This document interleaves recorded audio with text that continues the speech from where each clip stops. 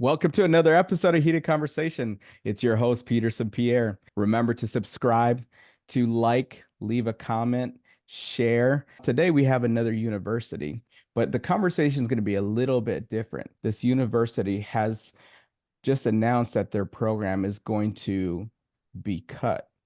And we're going to discuss anything that we can do as a gymnastics community or just a community support this university to hopefully keep them on. And we have head coach Caitlyn Orel Branson on to talk about Lindenwood University. Hey, Caitlyn, how are you doing? I am good. Thanks so much. I would have ideally want this to be a different type of conversation, right? Sure. You know, Me too. where we're really promoting the program in a way where it's still going to be there for the foreseeable future. But before we really get into it, I want for the listeners and the viewers to kind of get a little glimpse of who Caitlyn is on a personal level. So I have two questions for you. The first question is, if you could have anyone cook you a meal, what would you have them cook you? And then who would you have cook that meal? I love that. If anyone knows me, I'm like such a foodie. So that's really, really difficult. But this is gonna sound really corny, but I would probably say I would have my husband cook me my favorite breakfast. And it's just because I don't know, he's a really, really good cook. He cooks all the time. Whenever the team comes over, he'll cook for them and they love it. It's really, really cute.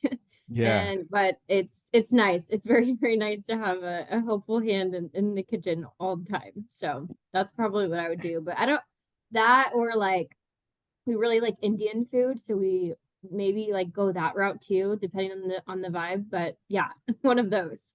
Yeah, and what is that breakfast, if you don't mind sharing Okay, yeah. that you like? Um, it's called chilaquiles, and it's basically like breakfast nachos. Yeah, Uh, it is so good. I don't know if you've ever had it, but it's so good.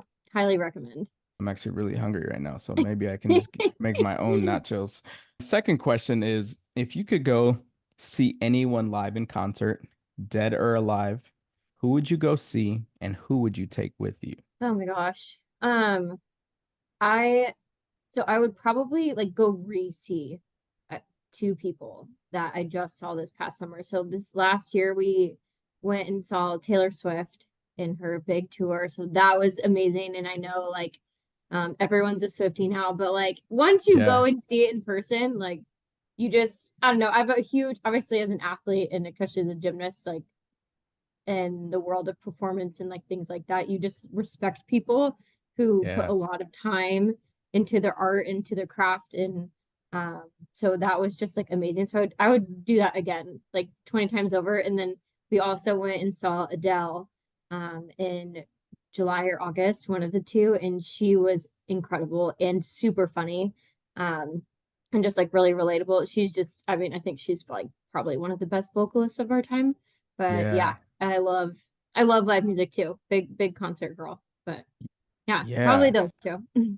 No, and as you had mentioned, in the world of gymnastics, it's performance and music and the excitement about picking music that really suits you and that you can really perform to.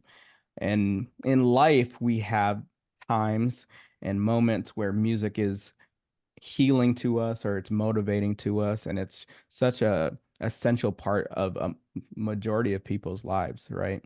And being Yeah. able to share music with people that we care about, that people that we're close to, and in the world of gymnastics, being able to show people a little bit of us through the music that we chose and how we um, translate the music in our dance, right? And allow people to connect. And what you said about Adele is really cool, where sometimes people get to celebrity status and it may feel hard to relate. But Sure. going to concerts, you get to hear and see the stories, and sometimes they take time to really share Yeah. where these songs come from, right?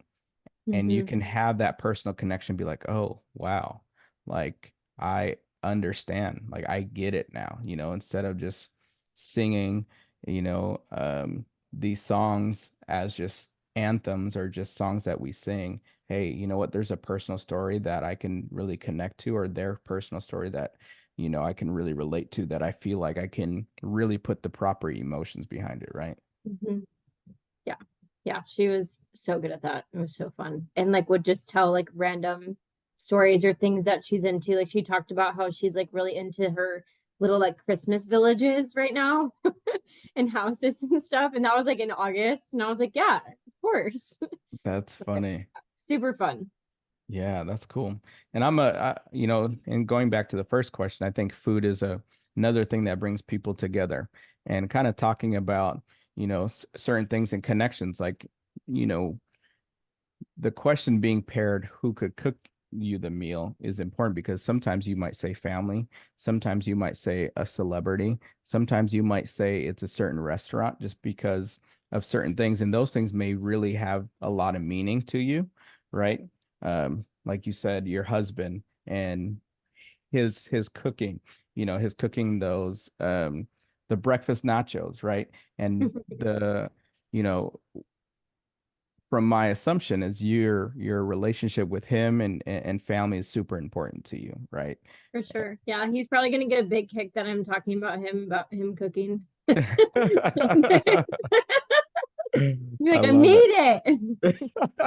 it. No, I think it's good. And, being able to share those moments, because there's a lot of other people who have great times with their families, right? Yeah, Over great meals. And also it could be something that someone has never tried before and they could be excited to go try it, right? totally.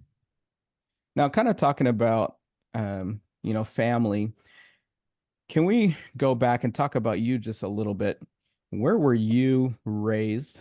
And then can you talk about your family and your community in which you came from? Yeah.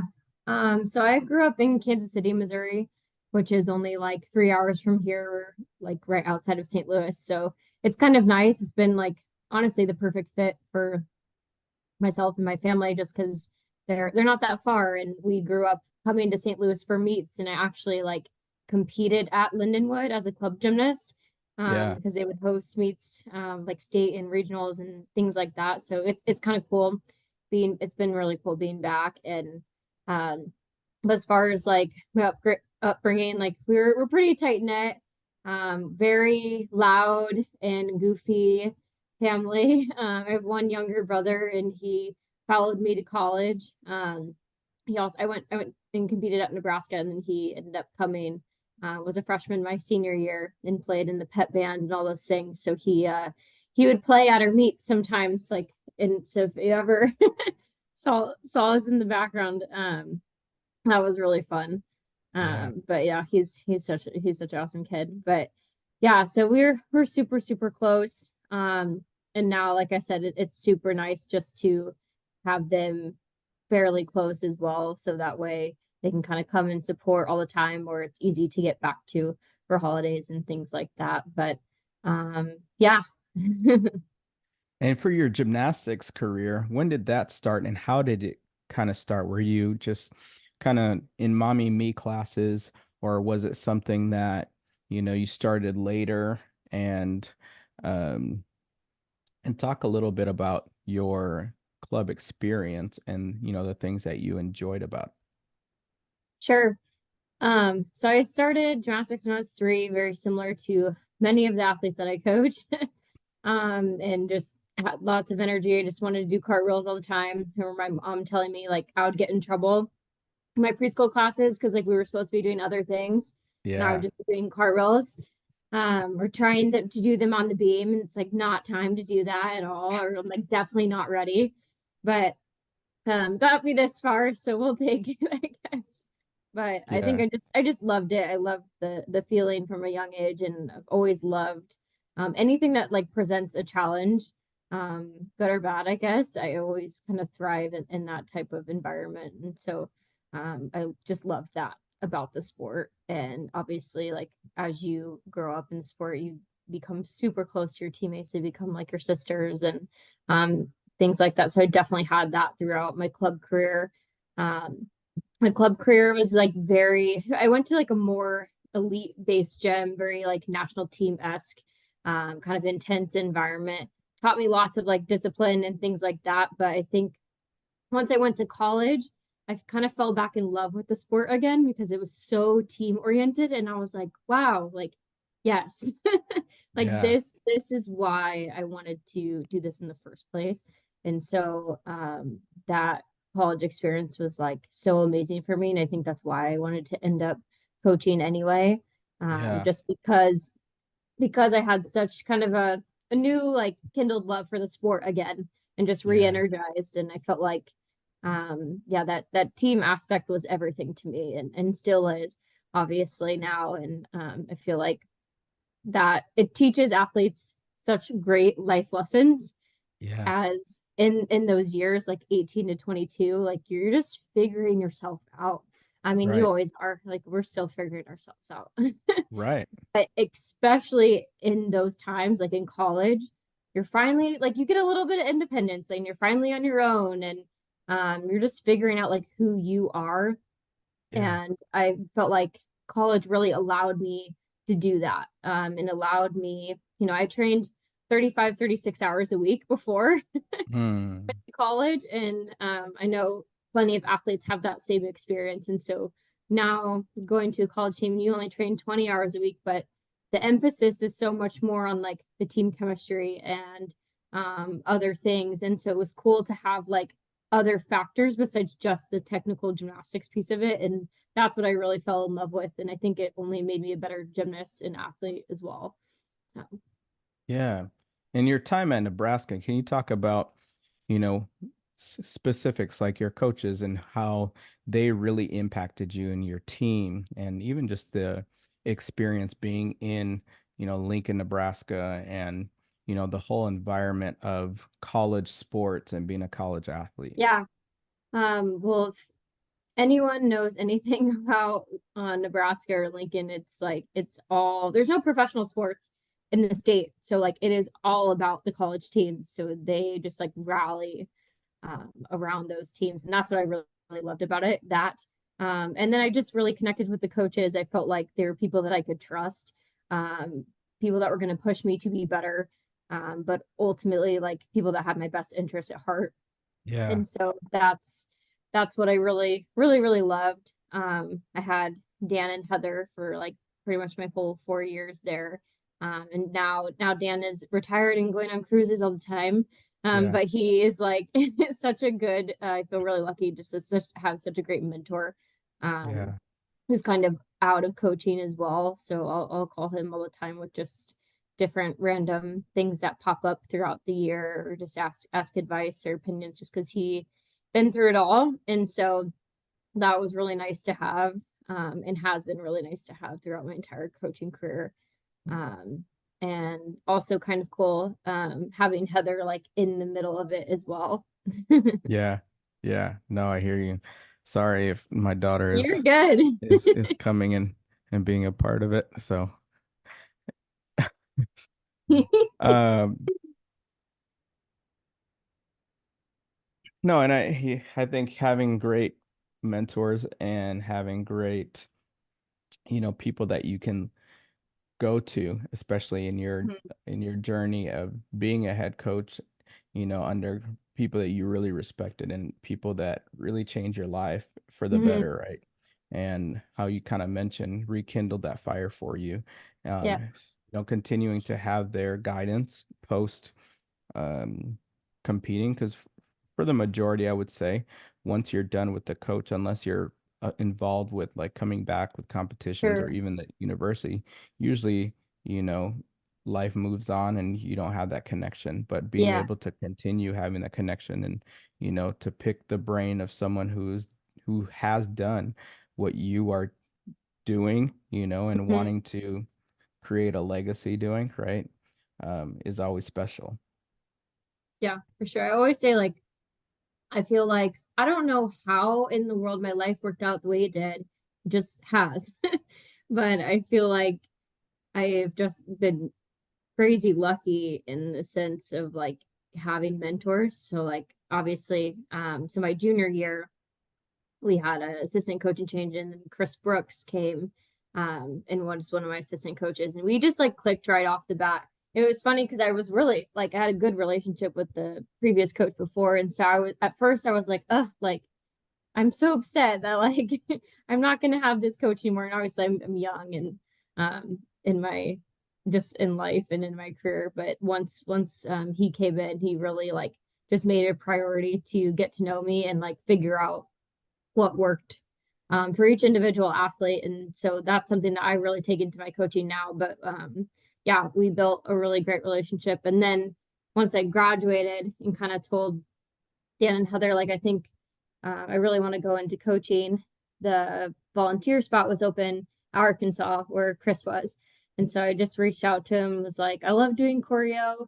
If you guys need somebody, definitely let me know. And then, one thing led to another, and then became the volunteer assistant there and ended up becoming interim assistant that year and then hired on as assistant next year and then came here the year after. So Yeah. everything was just like boom, boom, boom, boom. But I wouldn't have had it any other way. Like everything I felt like it moved really fast, but I felt like I was just like learning everything as much as I possibly can every single day from Jordan and from Chris. And they've been like also additional like amazing mentors for me still. And then even Valerie, because she's in Arkansas now too. So being able to Yeah. have like all of those people in my back pocket has just been a huge blessing. And just like having those types of people supporting you is a whole nother level that I will Yeah. never understand what I did to deserve that. But Yeah. um, I'm really, really grateful that I've been able to kind of have all those different experiences and have that like network of people who um, have been successful in this and just like also just care about people in general. Right. They're not just in it. Like if you meet any of them, like they're not just in it to win championships, even though like we're all super competitive. Like we want to do that for sure. And we would Yeah. be lying if we said we didn't want to do that.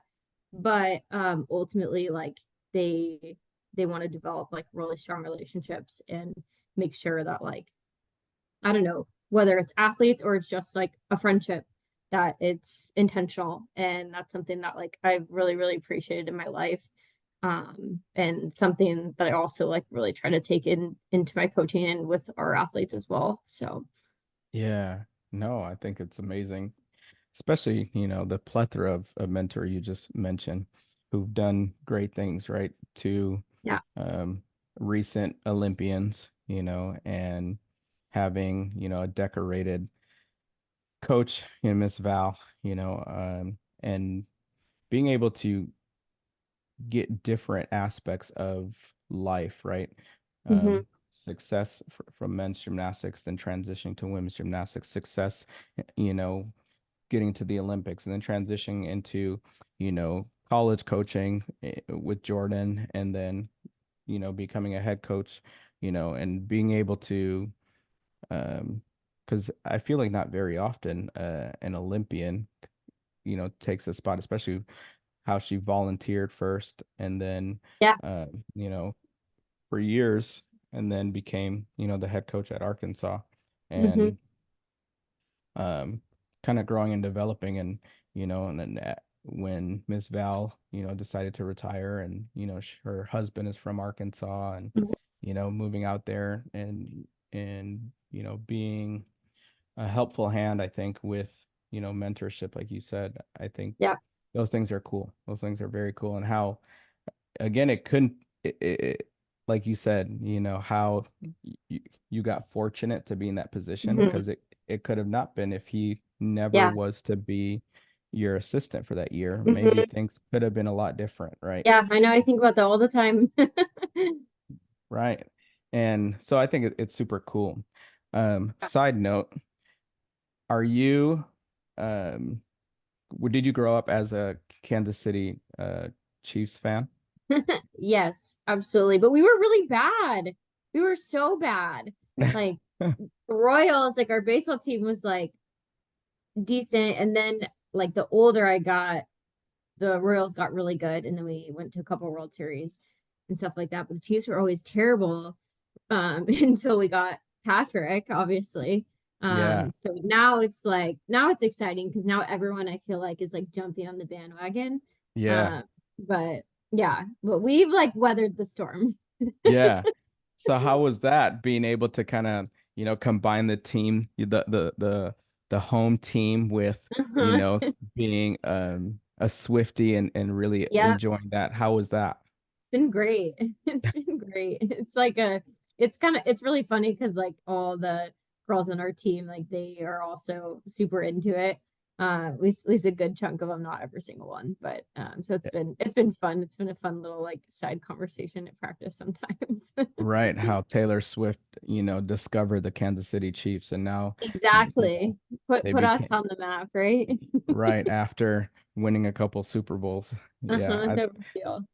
I think those videos were funny where Oh, wives were doing that to their hilarious. husbands and, you know, they'd be like, "What in the world?" It's just like Hmm. you wake up and you just, it's just like this headline news story and you're just like, Yep, "What happened to the world?" Right? yep. So So, funny.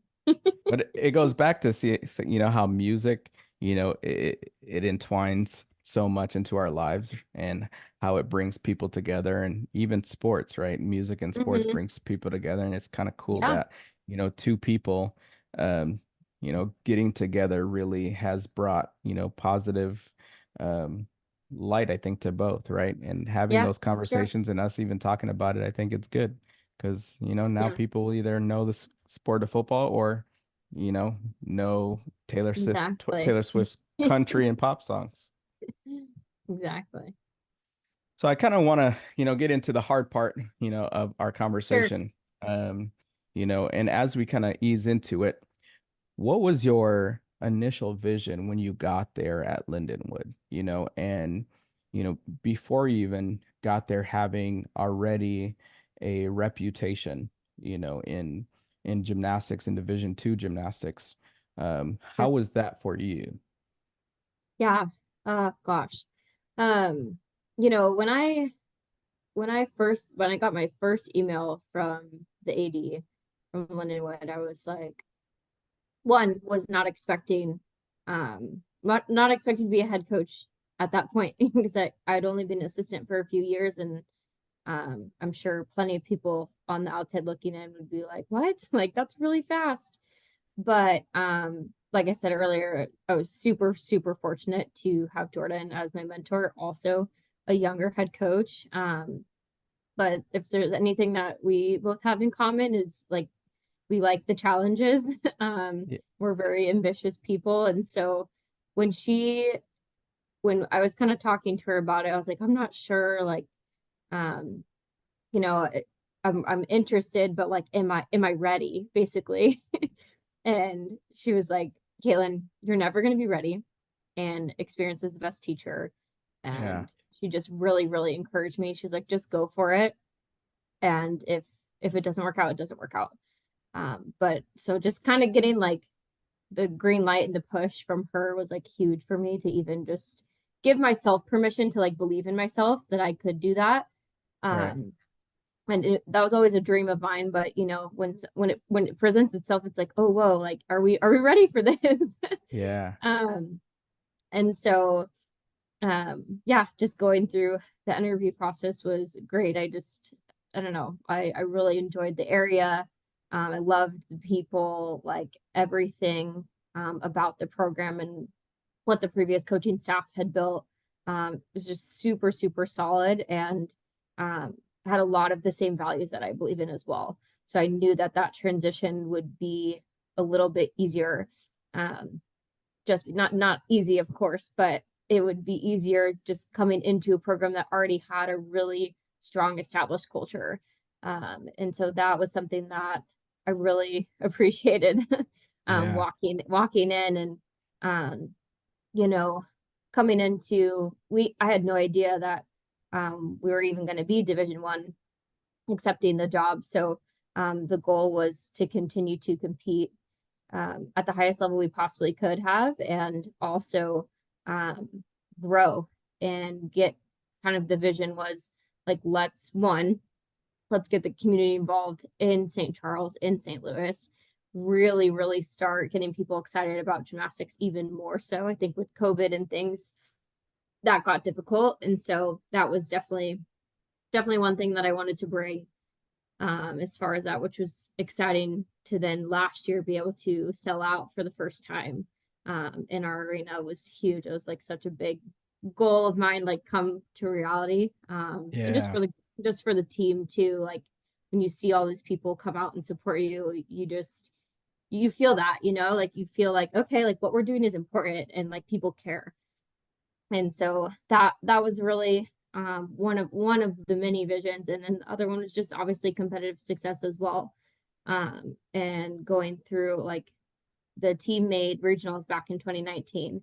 And so the goal was like, okay, let's get back there and let's Yeah. make that like a staple of our program, that's Yeah. just what we do, and continue to build off all the other success that the program has already built. So that was competitive success wise, but also obviously like just creating this culture of a super tight knit group um, that we kind of have to always have this mindset of an underdog a little bit. Yeah. And when first getting to know the team, like that's something that they brought they brought to me. That's something that they had already talked about as a group, and they liked that about the team, is that we kind of are the underdogs and we kind of are sometimes underestimated, but we always step up to the challenge and we always perform, and I loved that. That was like super attractive to me. And so yeah, I just fell in love with it right away from the get-go, and couldn't be happier with just how we've been able to continue to build over these last couple years. Um, and just growing with them every single day. And also in the gymnastics as well. It's been really, really cool and rewarding just to see how much they've improved since their freshman year. Now some of them I can't believe are like seniors now and all of these things. Yeah.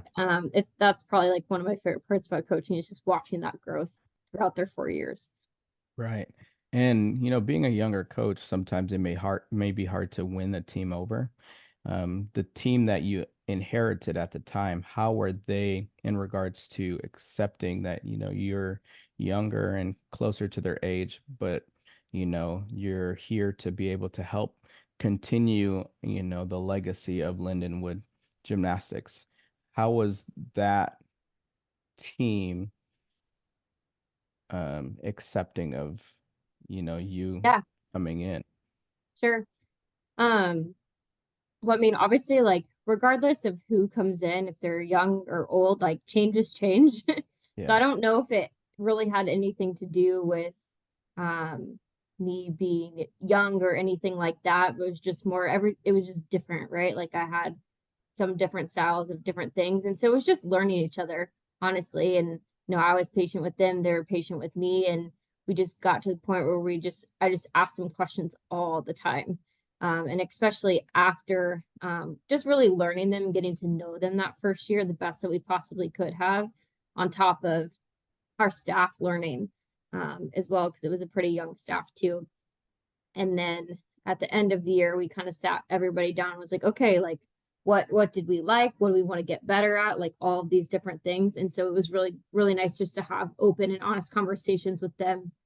And what was their vision? Like what did they see for the program? And then just lock arms and push forward for that next year. And I think that's what really, really helped us just build a ton of trust going into year two.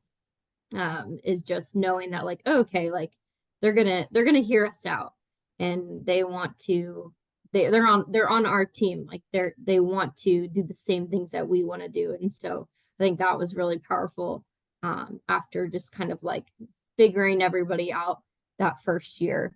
And same thing likewise, them figuring out me Yeah. and our staff too. So Yeah. And who are your staff currently? yeah.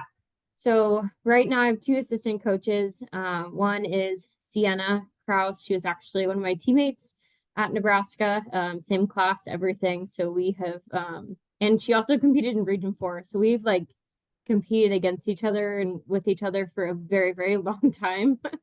Um, And so that's been really cool just to have somebody that I know and trust on such a deep level. Yeah. And then Sam, this is his second season with us. He coaches bars for us, but he was at UW lacrosse for a while, and did his old undergrad there, and then eventually did master's, not there but online while he was there.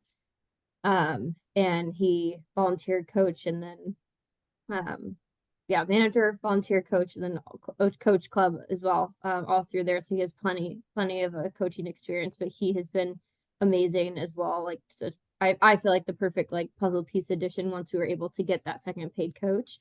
Yeah. Um, and so that was really cool. He's definitely like a relational person too, who really connects with the girls and is able to help them like work through whatever kind of struggles that they're working through. So we're all like very, very different personalities and styles and things, but we all have the same values and like coach kind of from the same place and get along super, super well. So that's been nice. I feel like they're my second family. And I Yeah. know that not every staff can confidently say that. It's like I love going into the office every day because they're there. Like I love um having them over at the house, like whatever it is, like we're really tight. And I feel like that has also been huge for our team too, to see like our unity Yeah. and how we can, like, obviously just like any working relationship, you're not going to agree on everything, but like we're able to like collaborate really, really well, and work together, and we're all, no one has an ego. Like we're just, we all want to be successful and we Yeah. all want the same things at the end of the day. So we just like constantly pick each other's brain on, is this the best way, or is this the best way, and continue to challenge each other. And yeah, I couldn't ask for a better staff. Honestly, they've been phenomenal. So Right. And, as things are going on the up and up, and it seems like, everything is clicking. You've been a head coach now for, leading them to where you have seniors that you've seen, and you have a staff that you feel good, and things are thriving, and you're getting ready for just another season. And all of a sudden, there comes this knock on the door that doesn't just come as a knock, but when you open the door, it seems like floodgates comes rushing through the door, right? Can you kind of talk about, what's happening now with the gymnastics program? yeah. So basically we got an email just from our administration, just our all of the coaches that were affected with their programs, saying that there was a mandatory meeting the next day at this time. And I was like, that's kind of strange. Because that doesn't happen very often. Normally you have those things scheduled out very far in advance, but it was like not even 12 hours before. And so it was just kind of going through my brain, what could that possibly be? But I couldn't think of anything um, that would like warrant a meeting in that way. Um, and they needed to meet with our student athletes directly after. So I let our student athletes know. But we showed up the next day, and it was very, very short. Obviously, there was like rumors and rumblings around like those coaches who had also received that email, and some of them had mentioned like, oh, I think we might be getting cut, and like I was like, there's no way. Obviously, like that's always a possibility, but I didn't want to believe that because of everything that this program has built and how much value that I know it brings to the university and to gymnastics in general, and just the success that we've had both inside the classroom and on the competition floor, inside the community, all of the things that you could possibly ask of a program we've been doing. And I was just, that was really hard for me to believe, but it was also hard for me to come up with something else that it would Mm, be about, just because it was just kind of a strange way of calling a meeting. So obviously we went in and they basically just said, right now we're at, the current number of sports is not sustainable. So at the end of your competition seasons, your programs will be discontinued. And yeah, I was just in disbelief. The three of us, I think, had a good emotional moment right after that. And it was really hard because they were notifying their student athletes like 15 minutes after us, not even. And so not only I had to like collect myself and figure that out, but because I also had to figure out like, okay, how are we going to be there for the girls right now in like 10 minutes? And so we found a room on campus, and we just had them all meet us there. And we just had a moment together as a team, and honestly just cried together. Cried together. It was a lot of it was heartbreak. Honestly, it was probably one of the most painful things I've ever been a part of in my life. And I know for these girls too, like some of them, that is probably the hardest piece of adversity they've ever had to face in their life so far. And, you know, I knew like in that moment it was going to be really, really important for our staff to just like be there. And, you know, there's not a lot of words you can say in that moment, or anything you can do to make it better. But, you know, like what we told the girls was like, we're here together and we're all going through the exact same thing together, and we're with you guys. And what was crazy about the timing of everything too, so the very next day we were supposed to have our big inter-squad, our big black and gold in our competition arena. So we were about ready to like right after the news, we were about ready to set up our competition arena and get ready there. We were supposed to practice there that night. And I told the girls right then and there, I was like, we are not going to practice tonight. Like, I want you guys to just take care of yourselves mentally. This is a lot. And so I just kind of took that off of their plate. And so we talked it through, and I was like, I want you guys to decide what we want to do as a team tomorrow. If we want to cancel it, we can cancel it. If we want to go full out, we can go full out. If we want to modify it somehow, totally fine, but we support you guys 100%, whatever you guys want to do. Because at that point, like, I'm more worried about them just as people. Yeah. And obviously that's our opportunity to get ready for the season and things like that. But it was a lot. And so I just wanted to make sure that they knew, if they mentally could not get themselves to do that, that was okay. And that was still an option, that we were going to make sure that they were safe. And so we let them talk about it for a while, and they basically decided like, okay, you know what, like we only have so many opportunities left getting to put on a Lindenwood leotard, and let's do it. And they decided to do like a open practice type style instead of like a competition. Well, that's what they said. And then the next day they showed up, they warmed up, and then we're kind of going through the list because we had a judge come in. Like, all right, who wants to show, basically like, who wants to show a routine, who wants to do parts, blah, blah, blah, blah. And basically everyone was going to do show their routine the way that they were going to previously, which I did not expect at all. And that was probably like one of the coolest things I've ever been a part of in the sport.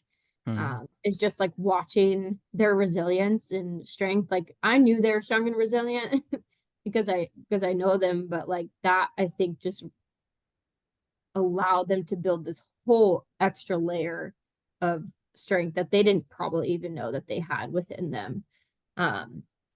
And I just remember like looking around that day, like we had a packed house too for an inter-squad. We had like an open gym right after that, a lot of club girls were coming to. We had like over 70 club athletes come and do this open gym from like age 3 all the way to 8th grade.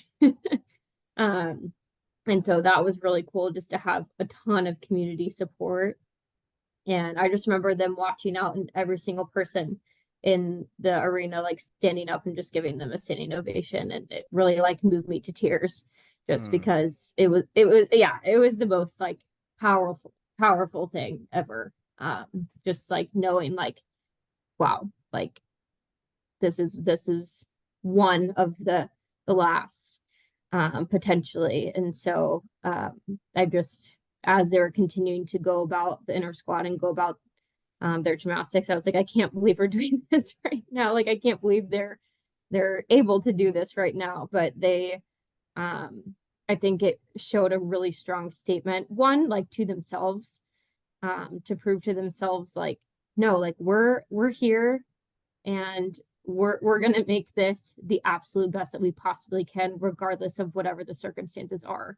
I could not be prouder of them for that. And then also, like, to the university and to the community, like, we're not backing down. Like, we are gonna continue to do our absolute best every single day, regardless of what's going on around us. And I think it shows a really good demonstration of just like who gymnasts are, across the country. And I hope the gymnastics community was proud. And I got several, like, just really, really sweet messages after that meet too. Just like, wow, like that was amazing that you Yeah. guys were able to do that. And I mean, that is all the team. Like, that has nothing to do with myself or my staff or anything.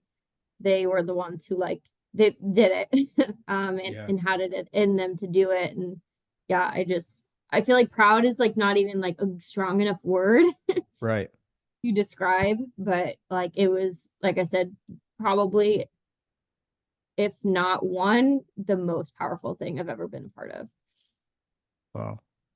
No, as share the story, like try to put myself there, I get chills through my body, Yeah. um,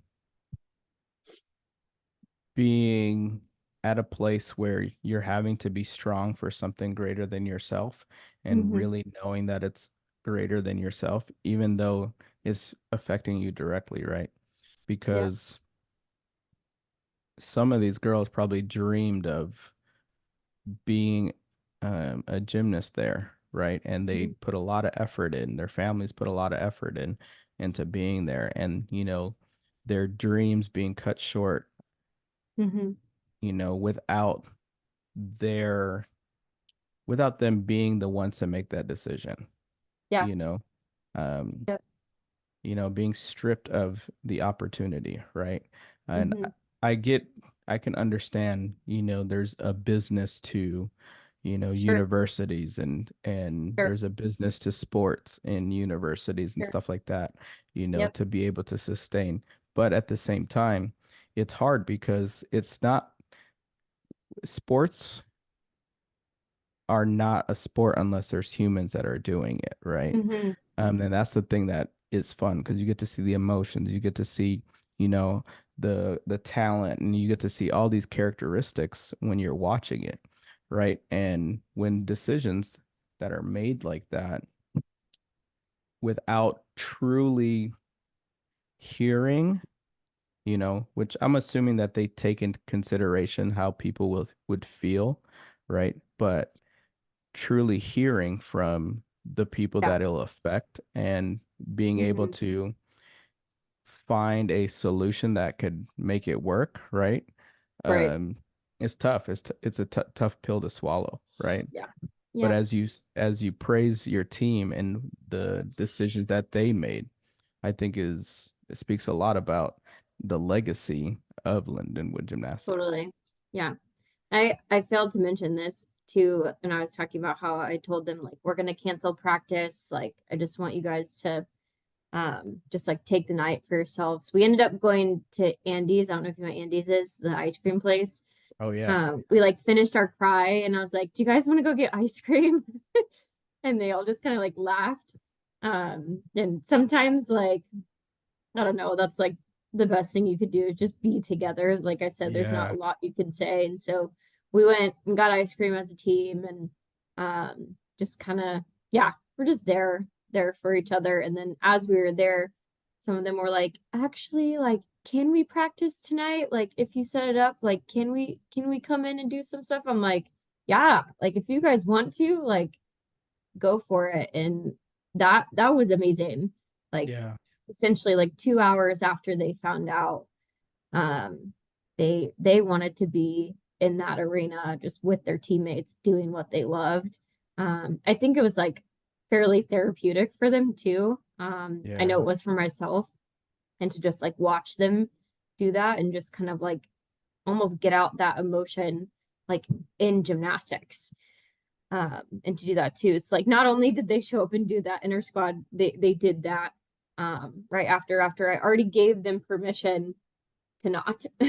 Yeah. um, and so that was really cool. And just yeah, the more things we go through as a team, the more I just love them more and more. Yeah. And just realize how amazingly strong every single one of them is.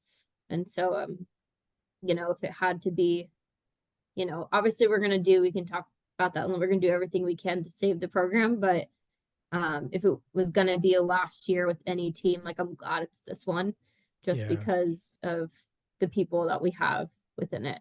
So Yeah. Can you talk about some of the ways that you guys are looking to be able to save the program and what kind yeah, of initiatives that are out there that the gymnastics community or anybody who wants to support the universities programs are going to be cut or even gymnastics to be able to sure. hopefully um, avoid that to be a final decision. Yeah. So I'll be like really, really clear and like transparent with everybody. Like they have not moved on their position. It's been about 2 weeks, so I would find it really hard to believe if they would do that so quickly after a big decision like that has been made. So their current stance is still the same.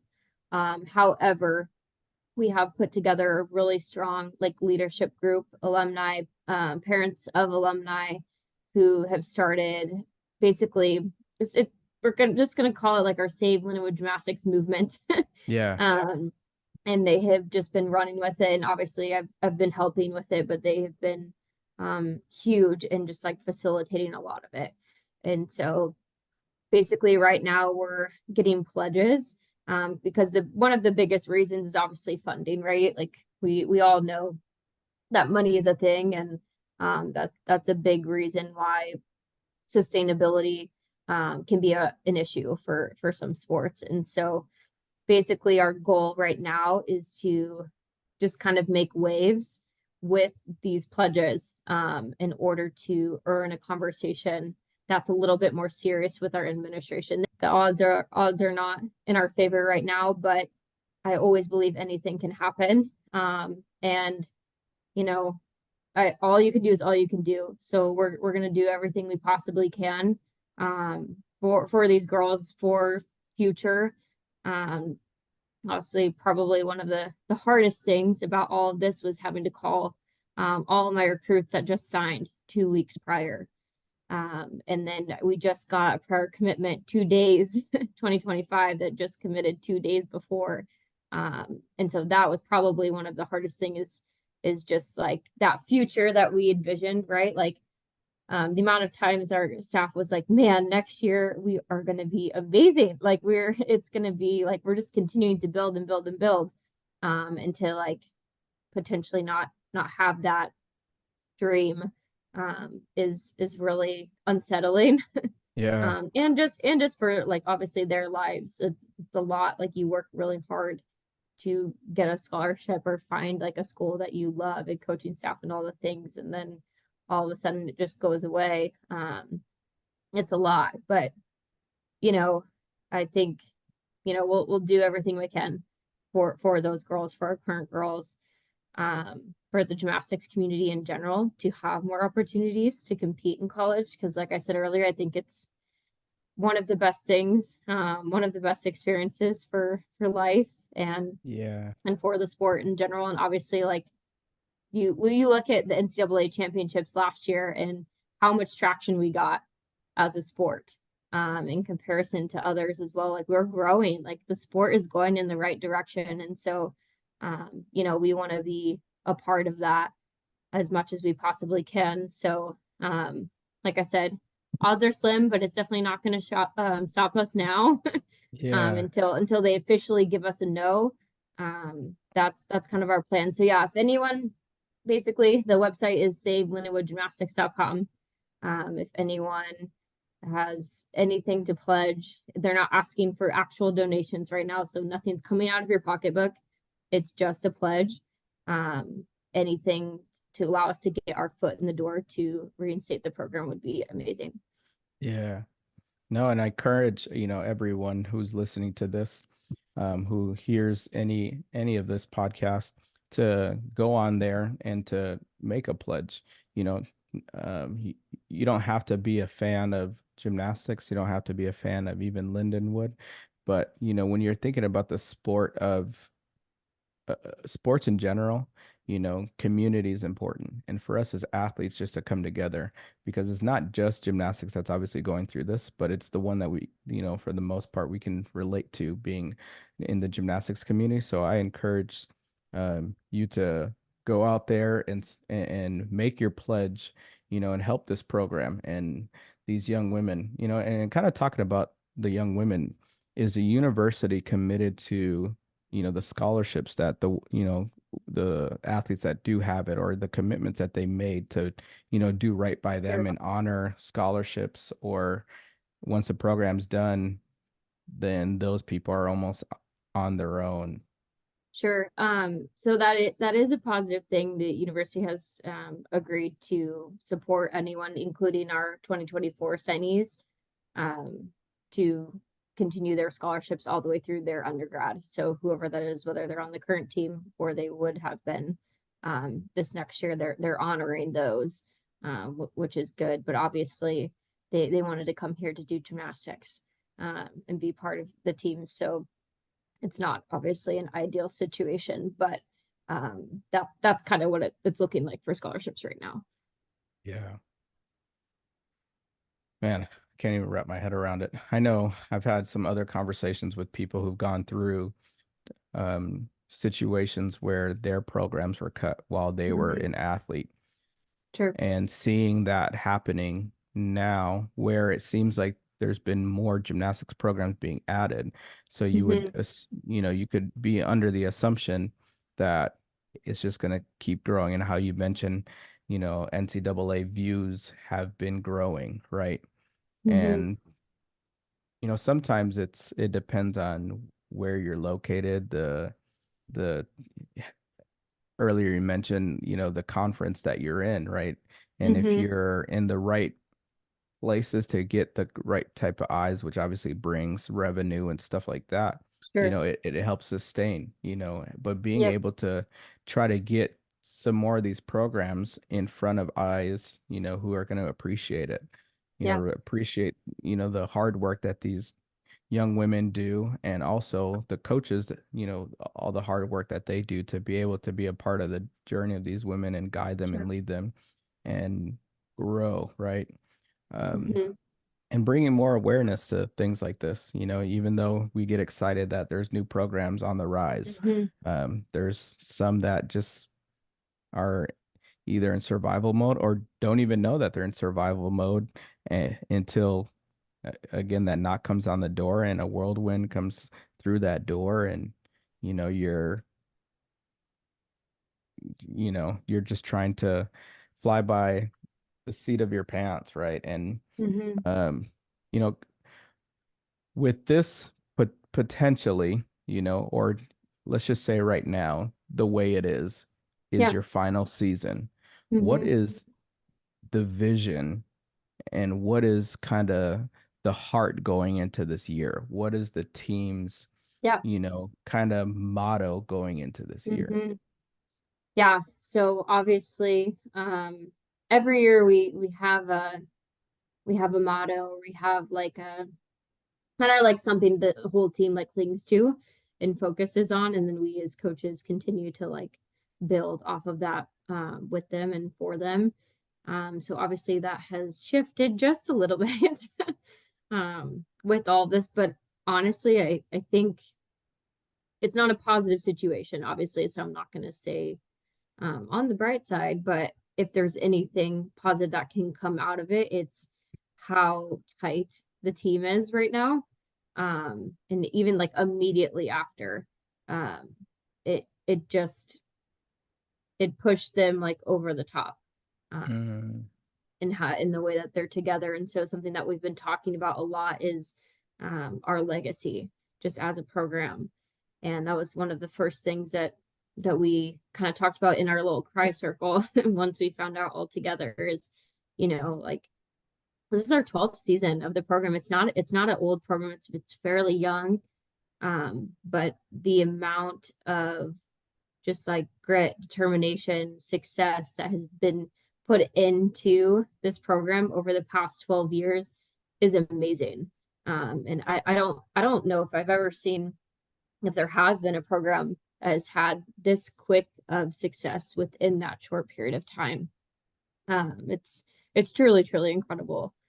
And so we, one of the girls kind of came up with like every single meet. So we have 12 meets this year.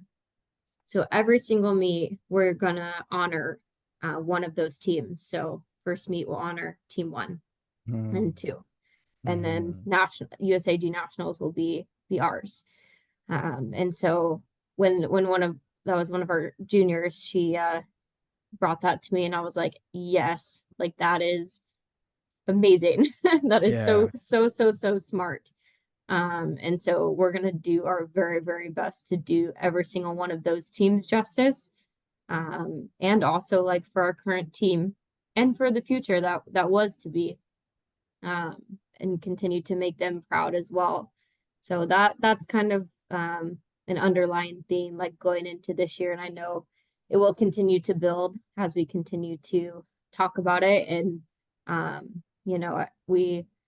what I really have appreciated about our staff and this team, we like their input. We ask for it quite a bit, obviously within reason, but we want their voices a part of the program.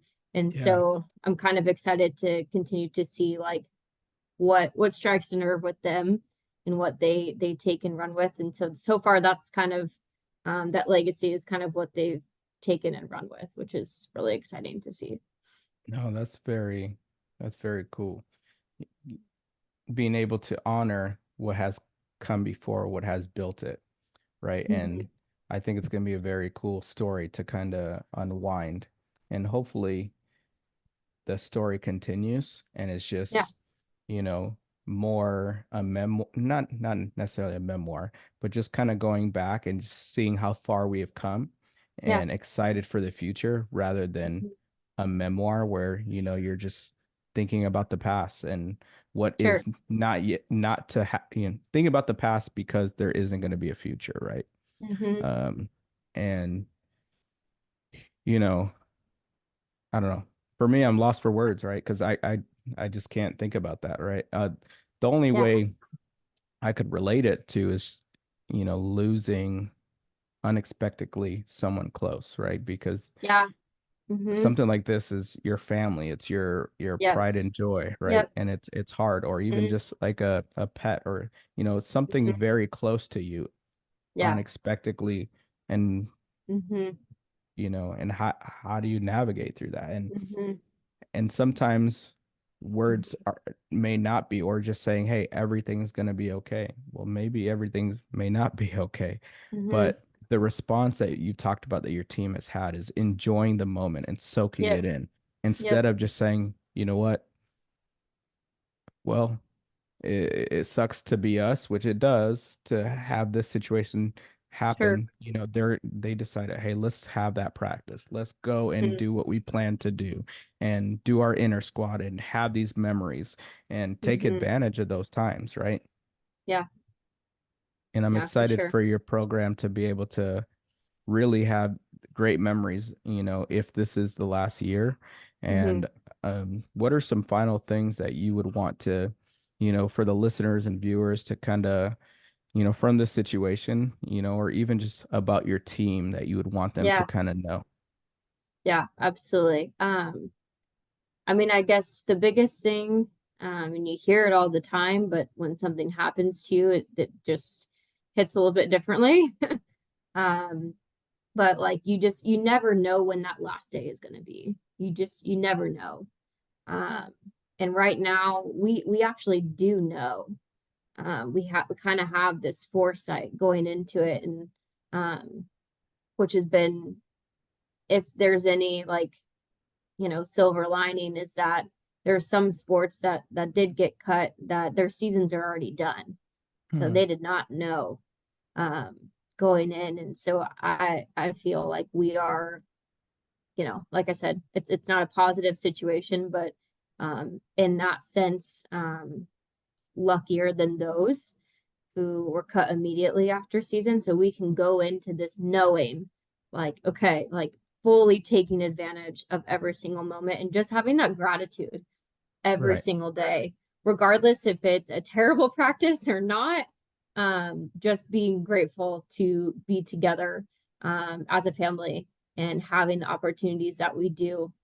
And so, regardless if that's gymnastics, if that's life things with your family, like just with people you love, like, I don't know, I think this has really, really shifted our perspectives and just taking advantage of every single moment um, that much more. Uh, and so I think it's a hard lesson to learn, but it's a really, really important one. And I think that that's gonna take them and our staff as well, like into the rest of our lives. That's for sure. We'll never be the same. That's for sure. Yeah. Well, I appreciate you being vulnerable and talking about, this situation and talking about your team and bringing so much Yeah. positive light out of it, and um, being able to y- have people learn more about, not Hmm. only the gymnastics aspect and the success in that, but the great people that are who make Lindenwood and Lindenwood Gymnastics, right? Yeah. Um, and I'm excited to see the gymnastics community come together, the colleges as well as, Hmm. the club coaches and stuff like that to come to really support and rally behind. And Yeah. hopefully the best case scenario happens and there could be a conversation for a solution. But if not, I hope that this brings, you know, good to everybody involved, for your staff, they find For sure. their next home and being able to, because again, the livelihood, right? This is what your Mhm. coaches Oh do, yeah. right? Uh, and so Yeah. being It's able to much more, find it's much more than just a job. It's much more absolutely than that.